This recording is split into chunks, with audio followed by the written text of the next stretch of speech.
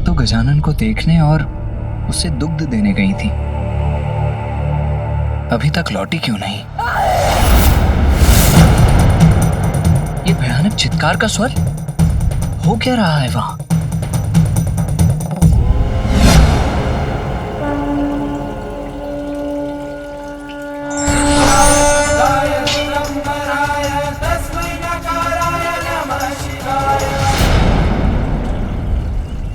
अंत हो गया इस दुष्ट का, किंतु इस घटना से एक प्रश्न उत्पन्न हुआ है मेरे मन में। किस दिव्य शक्ति का रूप है मेरे पुत्र गजानन का जीवन, और क्या है उसके जन्म का प्रयोजन?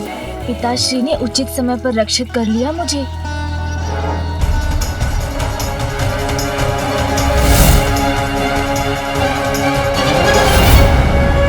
छल करने का परिणाम मिल गया ना। भाई का तो लेश मात्र चिन्ह भी नहीं है गजानन के नेत्रों में। ऐसे खड़ा है जैसे कुछ हुआ ही ना हो। कौन है ये? क्या हुआ यहाँ? गजानन, तुम कुशल तो हो ना? हाँ माँ। ये राक्षसी यहाँ आई कैसे? ये कहाँ से आई ये तो ज्ञात नहीं माँ। मैं भवन के बाहर आया तो इसने जया मौसी का वेश धरकर मुझे भोजन देने का प्रयत्न किया, किंतु वो मैंने अस्वीकार कर दिया। फिर इसने मुझे दुग्ध दिया, वो भी बहुत कड़वा था। आपने भेजा है, बस ये सोचकर मैंने उसका पान कर लिया। फिर पिताश्री ने अपने त्रिशूल से इसका वध कर दिया। मेरे पुत्र, मेरे गजानन, मैं अत्यंत प्रसन्न हूँ कि तुम सुरक्षित हो। माँ, आपका स्नेह पाकर तो मैं भी बहुत प्रसन्न हूँ।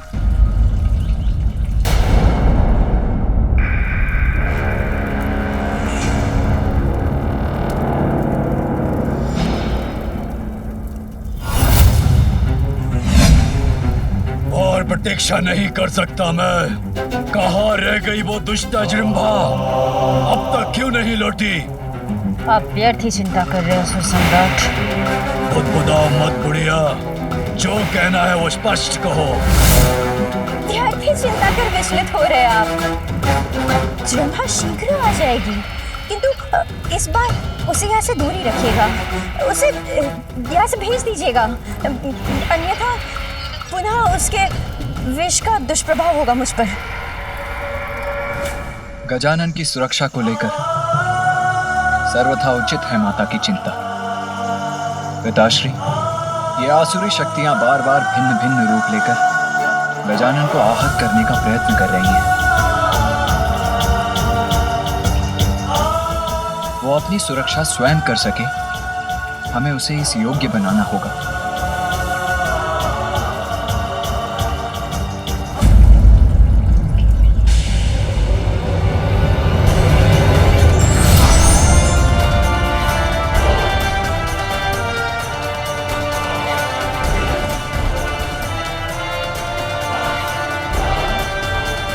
भैया के पास धनुष?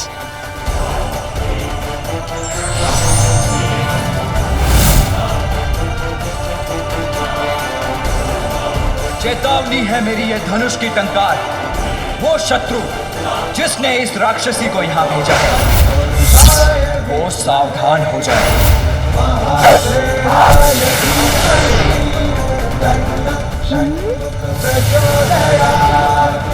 भैया कार्तिकेय कितने महान योद्धा हैं। उनका बाण तो अत्यंत अद्भुत है।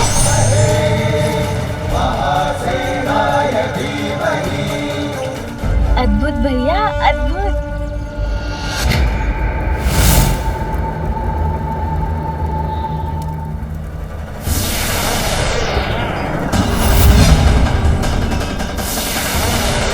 असुर सम्राट, वहां देखिए।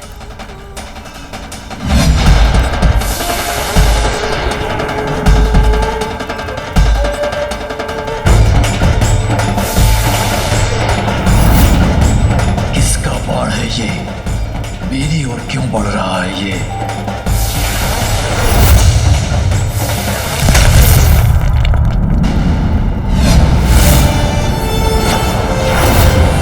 जृम्भा, चेतावनी है मेरी ये धनुष की टंकार। वो शत्रु जिसने इस राक्षसी को यहाँ भेजा है, वो सावधान हो जाए।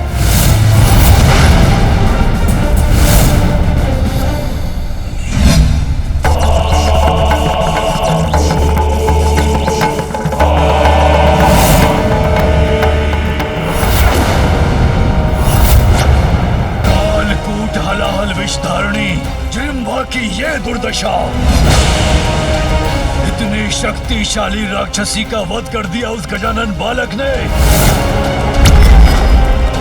त्रिदेव भी सुरक्षित नहीं है इसके कालकूट हलाहल विष से, यही कहा था ना। तो एक बालक ने कैसे सह लिया इसका विष, वध कैसे कर दिया इसका, अंत करेगा वो मेरा, यही कहा था ब्रह्मदेव ने।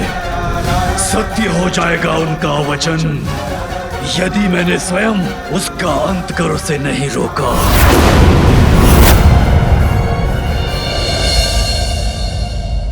गजानन, चलो भवन में। नहीं भैया, मैं भीतर नहीं आऊंगा। क्यों आऊं मैं वहाँ? ये देखने कि माँ आपको अकेले अकेले इतना स्वादिष्ट भोजन खिला रही है और मुझे माँ मात्र दुग्ध दे रही है।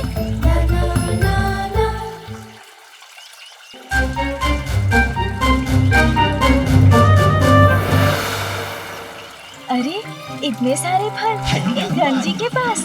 माँ, पिताश्री, भैया, मैं किसी के साथ नहीं जाऊंगा। मैं तो बस इन गण के साथ जाऊंगा।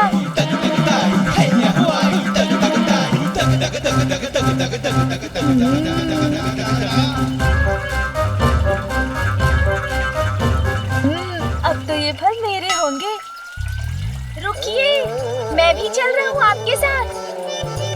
अरे गजानन, रुको तो। प्रत्यक्ष में तो ये मात्र एक बालक है, मेरा पुत्र। बाल सुलभ क्रीड़ाएं कर हमें लुभाता है, किंतु जो प्रत्यक्ष दिखाई दे रहा है उसके परोक्ष में क्या है?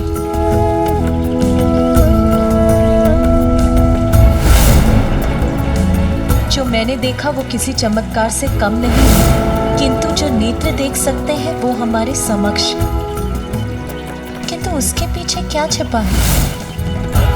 क्या रहस्य है ये? क्या है मेरे पुत्र की वास्तविकता? कौन सी अलौकिक शक्ति का स्वरूप है वो? उसकी अद्भुत दिव्यता का स्रोत क्या है?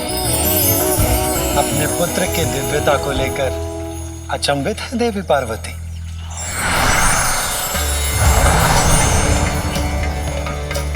आप सभी यहाँ, मेरा प्रणाम स्वीकार कीजिए।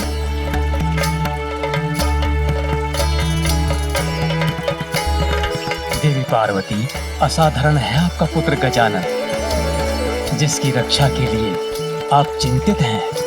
उसने ही जन्म से पूर्व आपकी अर्थात अपनी माता की रक्षा की थी।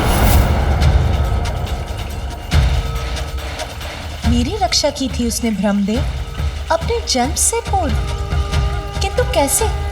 आपको वो समय तो स्मरण होगा ही जब आप अपनी कल्पना से अपने पुत्र के रूप का सृजन कर रही थी।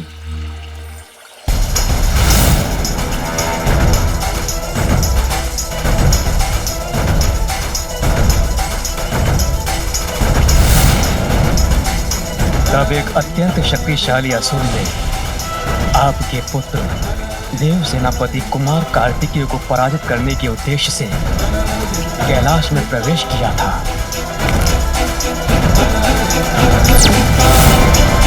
किंतु उसकी कुदृष्टि आप पर पड़ी। तब गजानन ने ही हस्तक्षेप करके आपको उस असुर से रक्षित किया था।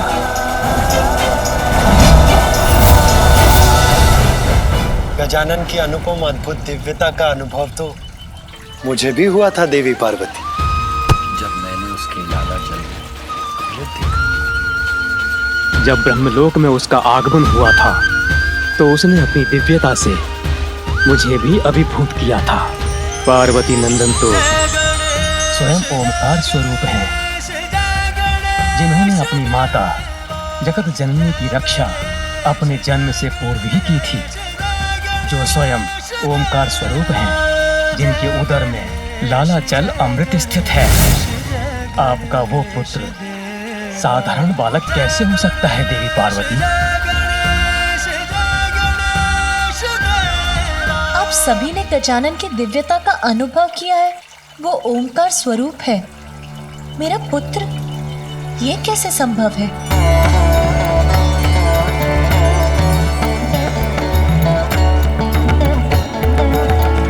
शंका की छाया को मिटाकर सत्य की ज्योति को देखिए, तो आपको स्वयं उसका परिचय प्राप्त होगा। आपका पुत्र गजानन ही ओमकार स्वरूप परम शक्ति, परब्रह्म, महागणपति है। जय श्री गणराज विद्या सुखदाता, धन्य तुम्हारो दर्शन मेरा मन रमता। जय देव जय देव।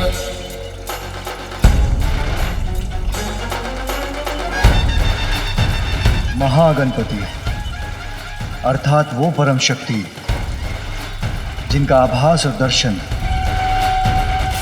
हम त्रिदेवों को सतयुग से भी पूर्व इस सृष्टि के प्रारंभ में हुआ था। ये वो समय था जब पूर्व में स्थित सृष्टि का अंत हो रहा था।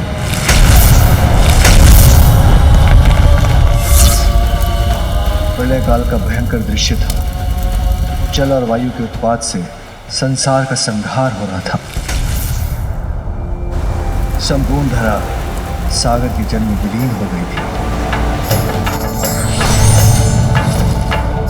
सर्वत्र विनाश का अंधकार प्रस्तुत था। सृष्टि, प्रकृति, समस्त संसार पर उस विनाश लीला का प्रकोप छाया था। समस्त ब्रह्मांड नष्ट हो रहा था।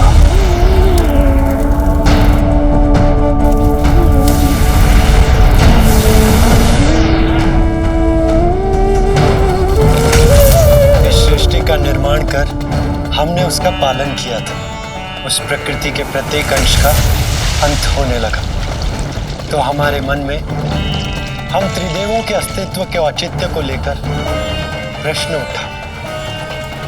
जिस संसार को स्थापित रखने का कार्य हम त्रिदेवों का था, वो तो नष्ट हो चुका था। हम इस विचार में डूब गए कि अब हम त्रिदेव क्या करें।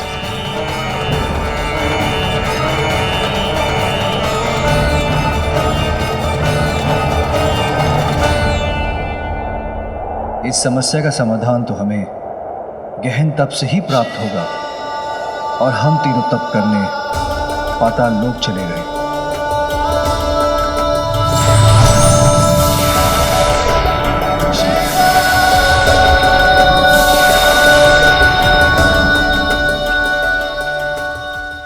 सहस्त्रों करोड़ों वर्षों तक हम त्रिदेव पाताल लोक की गहराई में स्थित रहकर ध्यान और तप में रत रहे।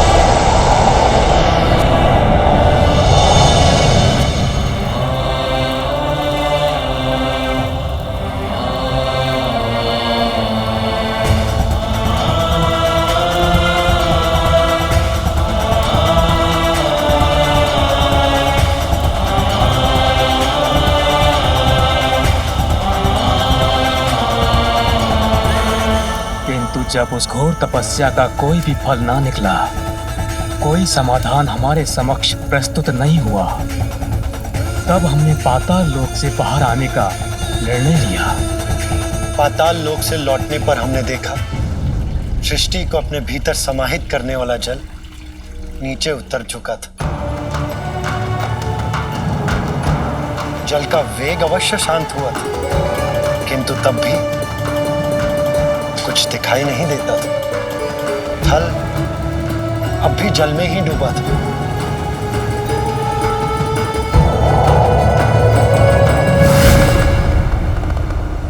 एक स्थान जो जल से मुक्त था, उसी को उचित जानकर हम तीनों वहीं बैठकर विचार विमर्श करने लगे। पर हमारी समस्या अभी भी वहीं की वहीं थी। जो था उसका अंत हो चुका था। उसके अंत स्थान पर हम उनका ध्यान, उनकी प्रार्थना करने लगे, जिनसे संपूर्ण सृष्टि का अस्तित्व है, जो सृष्टि के ही नहीं अपितु समस्त ब्रह्मांड के कारण के भी कारण है, जो अनादि है और अनंत है।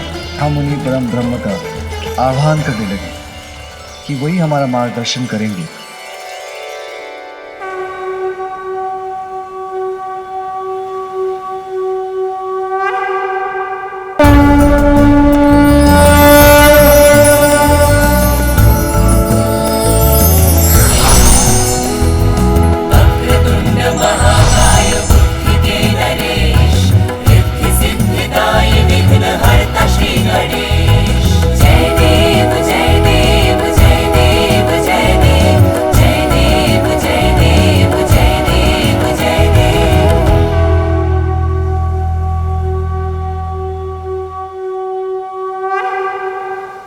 वो महाशक्ति मैं ही हूं, जिससे संपूर्ण ब्रह्मांड का जन्म होता है। प्रलय के पश्चात मुझ में ही संसार का विलय भी होता है। मैं ही करता हूँ, मैं ही धारण करता हूँ और मैं ही संहार करता भी हूँ।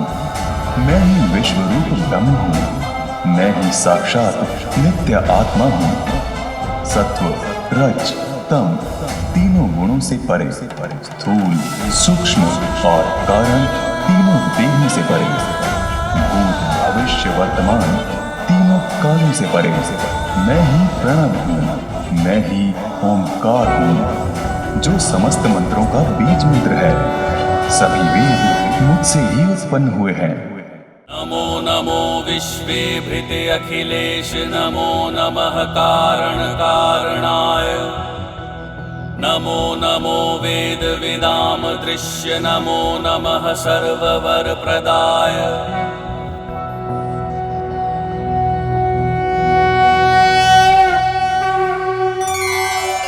प्रभु, आपके दर्शन पाकर हम कृतार्थ हुए। हम आपका ध्यान, आपकी आराधना करते रहे, जिससे हम अपने भविष्य का निर्धारण कर सके। उचित है, मैं भविष्य के कार्य आप तीनों में विभाजित कर देता हूँ। ब्रह्मदेव, आप एक नवीन सृष्टि का सृजन करें। विष्णुदेव, आप सृष्टि का पालन करें। और महादेव, आप जीवन, मरण, सृजन और भंजन के काल चक्र द्वारा निर्धारित नियमों को स्थापित रखने के लिए, काल की क्रिया में संतुलन बनाए रखने के लिए उचित समय पर सृष्टि का संहार करें। जैसी आज्ञा प्रभु, किंतु मेरी एक शंका भी है। सृष्टि के अंत के साथ ही सृष्टि की सारी स्मृतियां मेरे मन से लुप्त हो गई हैं।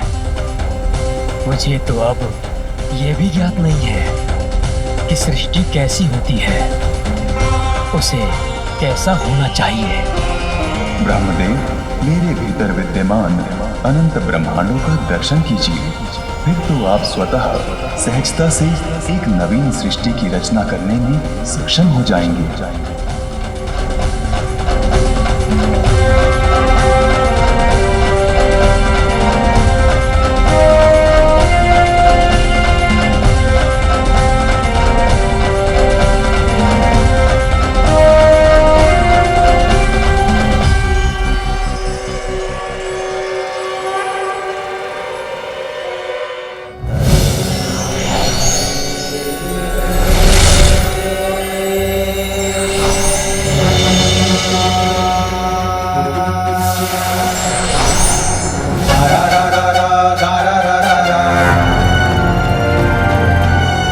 आश्चर्य, अनेकों ब्रह्मांड, असंख्य सृष्टि।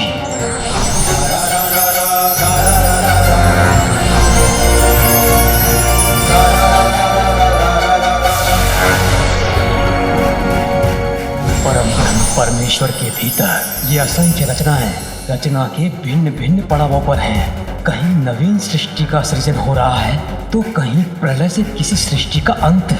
कोई सृष्टि अपने प्रारंभ में नवीन ऊर्जा से सज्जित है तो कोई अपने अंत के निकट है। धन्य है प्रभु, धन्य है आपकी महिमा।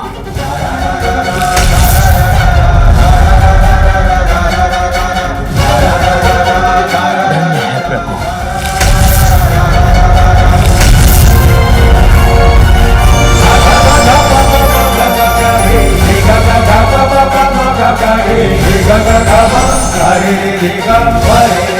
ब्रह्मदेव, अब तो आपको सृष्टि के समस्त रहस्य ज्ञात हो गए होंगे। हाँ प्रभु, आपकी कृपा से अब सब स्पष्ट है। हमें अपने दिव्य दर्शन देकर दिशा निर्देश देने के लिए आपको कोटि कोटि धन्यवाद प्रभु।